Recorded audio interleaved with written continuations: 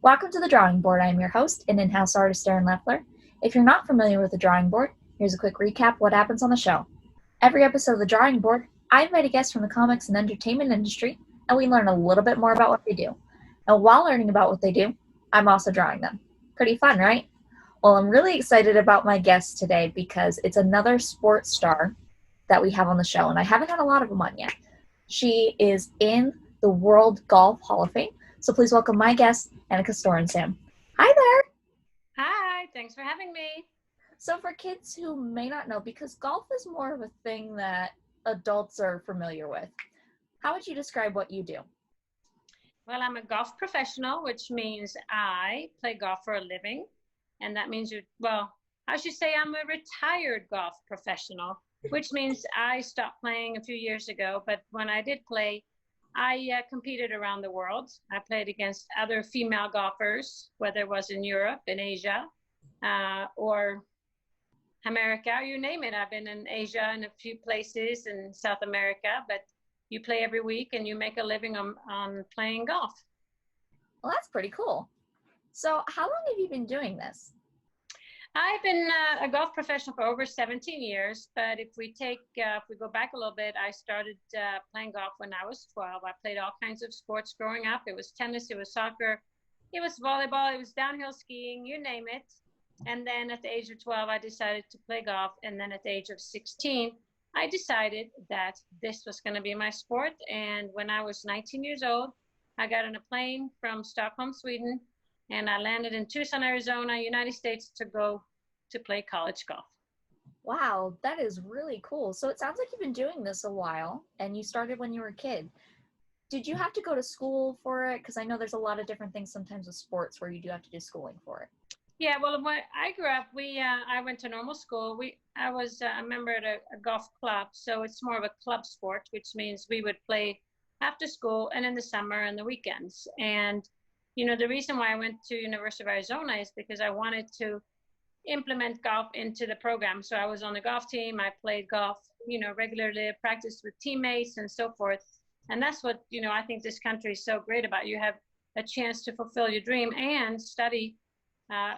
Academically and kind of find your way around. So that's why I went over to the States when I was 19 and I haven't really left. Now it's been, that was 1990 and now here we are, 2020. So 30 years ago, I was a freshman and I'm still here. Don't hit any, professional shots or tournament shots anymore, but I'm still very involved in golf, whether it's golf course design, I do clothing, I have corporate partners. I have a foundation where I now put golf tournaments on for young girls around the world. Wow, that's amazing. Mm-hmm. So, over all these years, you've probably worked with some amazing people who also play the sport as well. But for you growing up, learning to play golf, was there anybody who really influenced you or helped you along in your career? Well, I would say early on it was, my close network, which is my parents. I have a younger sister. She also played all kinds of sports, but my parents were very instrumental. They would, take us to tournaments, take us to practice. They will give us the resources and the support and the love that you need early on. I've always been a sport lover. I've always been interested in sports. So, I would look at other athletes, whether it's soccer, whether it's tennis or skiers. And I looked up to different role models just to kind of look at them and say, okay, what can I do? I want to be where you are. What do I need to do? And so forth. So whether it was tennis growing up was Björn Borg, he was he played against McEnroe and then, downhill skiing for many years and then soccer and then golf, was Anna Palmer, Gary Player and Jack Nicklaus and Nancy Lopez, some of the older names now, but that's those were my inspiration when I was 15 to 20 years old. That's really neat. Now, within any industry, whether it be acting, writing, in sports, there is a spirit that seems to be bred where you're very competitive, especially within sports. You have to be competitive. But off the field, do you find that it's easier to be competitive with people that you were going up against, or did you find that you could befriend them and kind of learn from? Well, I once I step on a golf course, I'm competitive. I like to do well. I like to perform at my highest, and when you're competitive, a lot of times you play to win. I mean, that's why I practice so hard. But I have a lot of friends that are golfers. I have a lot of friends within different sports, but also I have friends that don't even play any sports. So it's kind of nice to have that variety when they don't even always talk about sports. So, but yeah, I mean, I would say that I am, I'm a lot about results. I mean, I'm about performance. So now, you can probably ask the question. So where do you put your competitive drive? Well, when I run my golf tournaments, I want to make sure that we run great golf tournaments. When I design my clothing, I want to make sure that the clothing is the very best and so forth. So I guess, when you're competitive, you always will be one way or another. Being a mom and a wife now, it's okay. I want to do the best I can to be a good role model there. So in a way, I've taken my golf drive into life. Well, that's wonderful. Now, I'm sure that, especially in the world of sports, this happens as well. In any job, it seems like a lot of rejections happen along the way, whether it's trying out for a job that we want or being told we're not old enough to do something yet. We all face them. Is that something that kids should take personally, like it's something that they did, or is that something that they can use and learn from down the road? Well, I think we all lose from or learn from our mistakes. We all learn something that when things don't go well. And I always tell people, it's like an entrepreneur. You probably most likely will fall down more than you go up. So keep trying, never give up, and one day you will find the passion and the drive that you have. So it's just being persistent. It's just keep on going and for any child out there, you're going to find what you love doing, whether it's sports or whether it's drawing like you're doing. It's pretty cool to find, your passion. So keep on trying and, don't let anybody tell you anything differently. We all set goals, we all have dreams. And the most important in life is to find, you find your journey and your dream and keep having fun at it. Definitely. Now, this is something I love getting to talk about because a lot of times when I'm at a Comic-Con, kids will come up to me and they ask me, are there things that you like outside of it? Because it kind of only seems like you're only supposed to like your work. So for you, what's a hobby or something that you like to do outside of work? Yeah, no, I think it's really important to love a lot of different things. I love a lot of different things. Yes, I do watch sport on TV, but I'm not much of a TV watcher. I actually like to cook. I like to be in the kitchen. I like to create menus, and I'm very domestic. I like to say I like to work in the garden. I guess I've traveled so many years that it's just nice to be home. So taking care of the household is something I like. Photography is another passion of mine. So yeah, it keeps me busy. And then I got two kids, they're 10 and 9, and a husband. So, I really don't have a ton of time for extra things to do, but I get a chance to do my hobby every day, which is cooking. And then, I like to work out quite a bit, and my kids are very much into sports. So it's just become a family thing. So I feel like that's kind of the best of two worlds, where hobbies somehow mingle with the things I like and the things I got to do. That's wonderful. I love getting to talk about them because everyone's hobbies are so varied, but it's so important, I think, for kids to know that it's okay to like things out of work because it makes it seem like the only thing we should be focused on is work, but actually you do a lot better when you don't. No, I 100% agree. And I think if you can make your hobby your work, then that's even a lot more fun. Because I mean, that's the thing, is when you wake up in the morning and, what is it that drives you? What is it that, that makes you tick, that makes you want to do, just so that you get up in the morning and have fun what you do. So not everybody's that lucky to be able to have that balance. But if you work to earn money, then after work, you can do the things you like. I mean, that's what life is about. Now, with sports especially, this is something I love getting to talk about. It's a very physical job. There's so many things you have to do, whether it be, eating certain ways to make sure that your health is in correct order, or whether working out. There's a lot of things that go into it. So for you, how do you find it? Do you find it easy, hard to maintain that level of dedication to those things when you were doing it? Well, I like to say to be successful in anything, whether it's sports or life or, your profession, I think, it takes dedication, it takes focus, it takes discipline. And what I do is, you need, my body is my engine, it's my machine, it needs to be in good shape. So yes, I do pay attention to, what I eat. I actually studied nutrition in school, because not just for cooking, but, to make sure I'm healthy and happy and have the energy I need. So you have to find a good balance of eating right, sleeping right, making sure you're hydrated, and the balance in life. I like to say it's like a piece of puzzle. All those pieces needs to fit, and when they fit right, you can have peak performance. So yes, I pay attention to all of that, and it's like anything. Your decisions in life that you make. You go to a birthday party. Do you want to have an extra piece of cake, or do you want to just maybe take a little break? Or you wake up in the morning, or you feel like, oh, I'm a little tired, I think I'm going to turn around and sleep some more. Those are the times if you want to get to the next level, you just got to have the discipline to get up in the morning and keep on working and have some goals and keep working forward. And again, having role models is important, but also learning how to set your own goals so you can stay on that journey is going to be very helpful.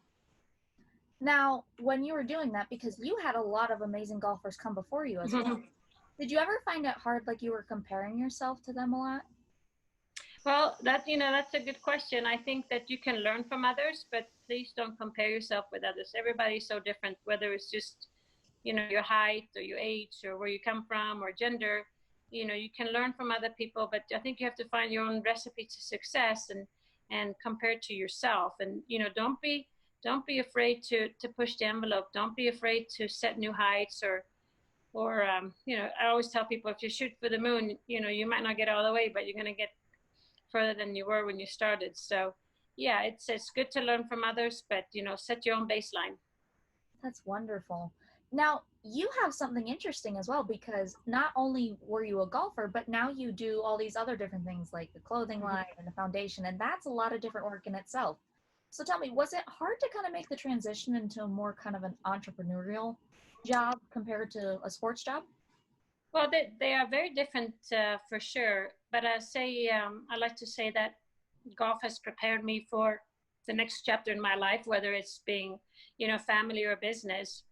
The things that I did in golf, let's just say practice, dedication, focusing, discipline. We mentioned all those things. The challenges that you face when you play are very similar to life. I like to say the synergy between golf and life is similar, because in life you still have to learn how to set goals, and in business, if you're being an entrepreneur, you need to have goals in mind. You need to have a vision, and then you need to have a plan and a work ethic, and I think those things are very similar. So I think golf prepared me for that, and I think again my competitiveness is what made me want to go into business in different aspects. So I'm very thankful for that, but it doesn't mean that I don't make any mistake as a businesswoman. I like to talk in golf terms, and golf terms would be I would make a bogey or a double bogey along the way, because you just kind of learn, but I think the key is to surround yourself with good people that support you and can help you in these situations. And of course, when I left competitive golf, I was at the top, so I had a lot of confidence. I wasn't afraid to try. I wasn't afraid to make mistakes, and I think that's the key. Is you have to have that kind of face the fear, be a little fearless, because otherwise if you're afraid of things that might happen, and rather than thinking, okay, I'm just going to do this and let's see what happens. That is amazing. Thank you for sharing that. Yeah. Now, you're something very interesting, because I've only had one other person on here who's a sports star who was in a Hall of Fame. That's pretty cool. And you hold records for how many times you've won and everything. That's amazing. Did you ever think when you were a kid that you'd get to that point, or dream like that's what you wanted to do? Well, I've always dreamed big, but I would say that my life turned out to be a bigger dream than I visualized. So I'm very, very lucky for that. Every year I like to set a new goal and keep working towards that. But I think, it's like anything in life, you have to show the sportsmanship and, win with humility and be a respectful loser. And we all have those moments. So, but I think it just makes me want to work harder. And, when you see things, when you see that you plant a little seed and then you see fruit, it makes me just want to do more. And so it's kind of contagious, and hopefully I can inspire others to fulfill their dreams and do what they love to do. That's wonderful. Now, I want to take a minute to talk about your foundation, because I love getting to talk with people who have found a way to take what they have loved and turn it into a way to help others. So just tell us a little bit about what the foundation is, what its goal is, and what you guys do. Yeah, thank you. Yeah, so the Annika Foundation was founded in 2007. So we're going into our 13th year, and it's all about providing playing opportunities for young girls. It's any age from, I would say, to 6 to 22, because we have a college tournament, then we have a tournament for teenagers, and then we have different golf initiatives for young girls that just started to play. And so it's different levels of competition, different levels of teaching, but we are based in the US, but we have global initiatives. So we have tournaments in Asia, in Europe, South America. We go down to New Zealand, and then of course here in the US. And every time at these events, we have about 70 players of the very best out there in the world. And so we have more than 600 every year. We have 7 global tournaments, and then we have players that have gone on to play professional golf, which is pretty neat, because you've seen them grow up these last 13 years, and now they're following their dreams. So it's been really rewarding. I work with them. I do clinics, meaning I hit shots, I talk about shots, I mentor some of the players, so I get very involved, and so it's kind of fun for me because I see them blossom as young young successful women. That's really cool. I absolutely love that. I love hearing when people especially are very passionate about taking what they do to help the next generation, because that's such an important thing, I feel. No, I'm lucky to be able to share my passion and share my knowledge and experiences, and you get to know them, and it's just I think that's one of the reasons I love golf. It's a sport for many, especially young girls, that really can blossom. And it doesn't mean that all of them be professional golfers. They might just use golf as a platform early on, and then fulfill their dreams with whatever they want to do, whether it's just through college golf, and maybe they get into corporate, and playing golf in the business world is a good thing. Well, it's definitely something that I know a lot of business people like, so sure. Now, along with that, that's something I always love getting to talk to all of my guests about, because ultimately, at some point, whether we're on TV, whether we're a sports star, a kid is out there watching what we're doing, and they're turning around looking at their parents and go, Mom, Dad, I can do that. How does that feel to know that in some way you're helping shape and affect possibly a kid's future?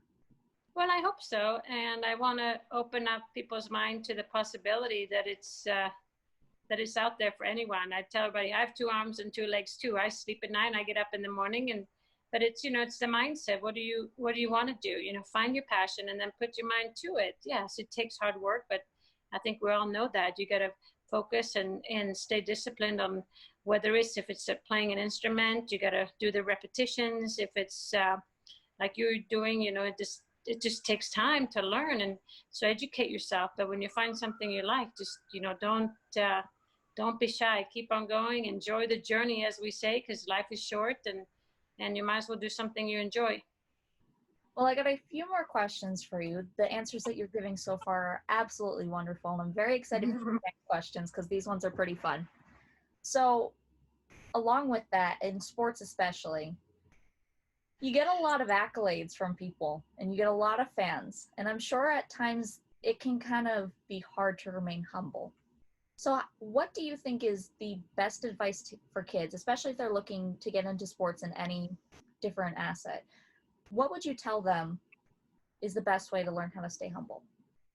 Well, I think you just you don't forget your roots, don't forget where you come from. And, we're all beginners at some point, and, we all have different journeys. We don't always know everybody's journey. We all, sometimes it's easier for others, and sometimes it could be a really tough journey for others. So, it's, there are winners, a lot of winners out there. They pop up, but then also if you don't continue to play well, nobody really cares. So you have to really, play with integrity, respect the rules and the game or the sport. And then, of course, respect your opponents. Look them in the eye and congratulate them if they beat you fair and square.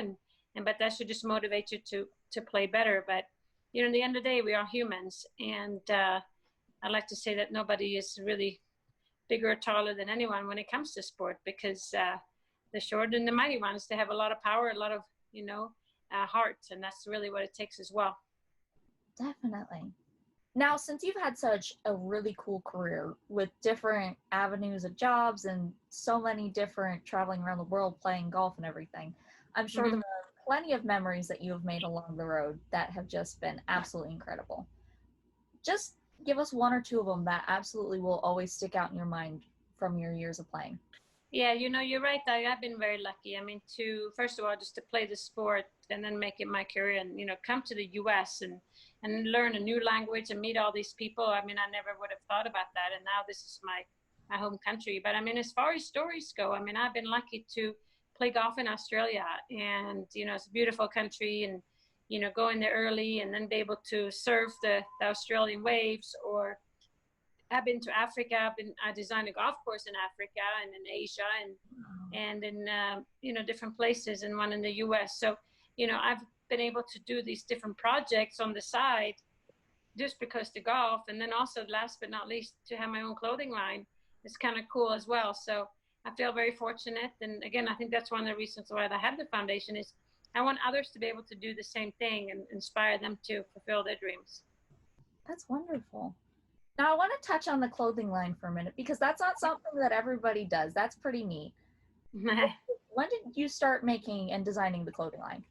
So I joined a company called Cutter & Buck. They have been making clothes from the Northwest for quite some time, like outwear, jackets and vests and shirts and so forth. But they have been in the golf business now for quite some time. But the Annika collection was introduced in 2004, so we're going on our 16th year, and it's a collection for athletic entrepreneurial women that wants to feel athletic, feel sporty, but still have the quality of the performance. So it's not just about wearing something on the golf course.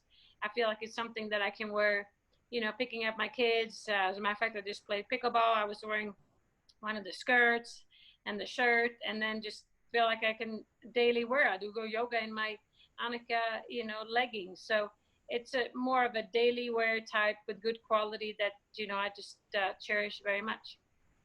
Now, it must be pretty cool to have your own clothing line. Have you had the chance to see anybody out and about wearing it?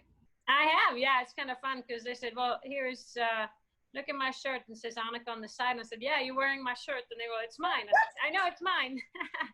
So, no, but it's obviously very flattering when other people want to wear it, especially women on the golf course. And, because women are particular in what they wear, and they might want to make sure that it's comfortable and that it's stylish, and it has the, the fabrics and the material that makes it, just easy to take care of. I mean, I told them I do not want to have anything I need to iron, because when you travel and when you're on the road, time is of essence, and I'm not going to stand there ironing. I need quality stuff that just looks great out of the suitcase. Definitely. Now, this is something I love getting to talk about because this is something that is kind of hard to do at times. We all kind of get run down. We all kind of get a lot of things that happen to us, and it's hard to remember that we need to catch our breath. Did you ever find that there were moments that you just kind of decided, like, I need to take a break. I need to regain my mental composure. I need to take a minute to regain my rest?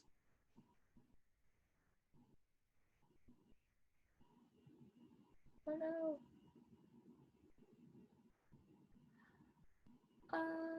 What happened? No. In the middle of asking. We were talking about, other kids inspire them to fulfill their dreams type. That's what I was saying. You asked for advice, what they should work on. And right.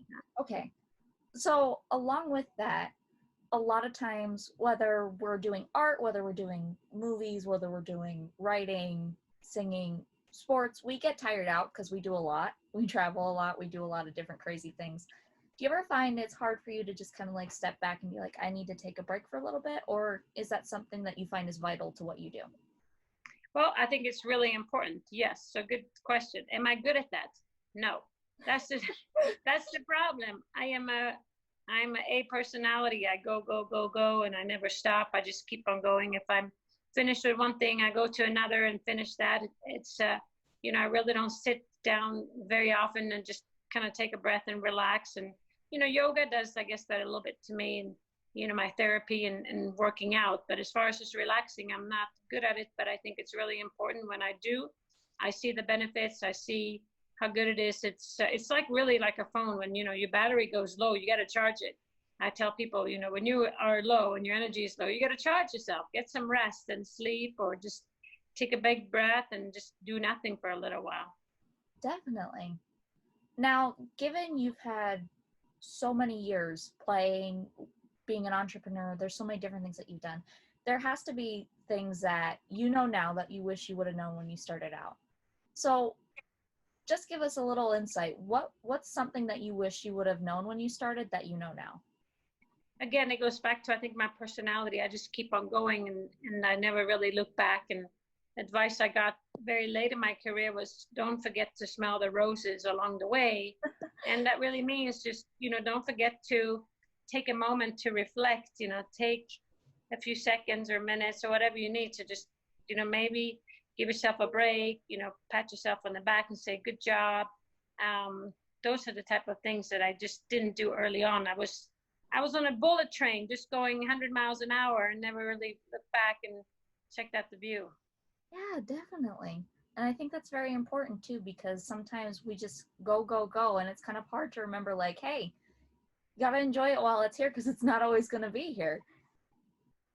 That's absolutely right. So just, I would say that's, don't take things for granted. It's easy to just keep on going and moving forward. So find that balance. I think balance is really, it's important in life, a good thing to remember. Definitely. Now, last question for you before I show you what I was able to do while we were talking. If a kid's watching this and they're looking to get into golf, or they're looking to get into sports, or just if they're wanting to learn something in general, what is the one thing you want them to walk away from this knowing? Well, I like to say, sports is great, not just physically, but it makes you feel healthy. And, the team sport, if you like to interact with others, and it teaches you so much about life. But I would say is you need to have fun. Life is too short, and, don't feel like you're forced into something. And a story I always tell is, I was doing this clinic with some girls, and I asked this young girl, I said, what are your dreams? What are your goals? And she looked at me and she was a little confused. And she said, well, Daddy has my goals in his computer. And I thought, goals needs to come from your heart. It's, that's what drives you. And this was a very young girl, so she has time to figure that out. But I would say for anybody is, find your passion. Everybody's very different, and, just make sure that you leave the world in a better place than where you found it. I absolutely love that. And that last little bit too, that is such a wonderful thing to pass on, and something I love whenever somebody brings up and talks about. So thank you so much for sharing that. Absolutely. So now I get to show you what I was able to make off of you while you were talking. Hopefully the computer doesn't mess up the colors any, because sometimes it does that. But I'm going to try. Okay, I can't wait. I can't wait to see it. Well, look at you. How did you just do that so quickly? I honestly tell everyone I don't know. I just kind of like black out and let the adrenaline take over. Wow, because that's multitasking, because you were introducing me, and then you were the host, and then you were facilitating questions, and you were good for you. Well, thank you. Now that's a lot of talent. Yeah. Thank you so much for coming on, and thank you so much to everyone who tuned in. Again, I am your host and in-house artist, Erin Leffler. Catch you next time on The Drawing Board.